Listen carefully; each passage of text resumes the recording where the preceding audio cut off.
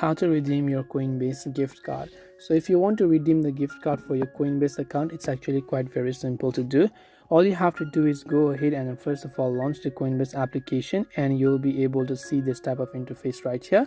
Once you've done this, what you actually have to do is basically tap on the multiple dots icon from the top left of the screen. Once you tap on the multiple dots on the top left of the screen, over here you'll find the option called profile and settings. So just go to profile and settings right here, and over here under payment method you'll find an option that says add payment method. Just go to add payment method option, and under this gift card you'll find an option that says redeem a Coinbase gift card.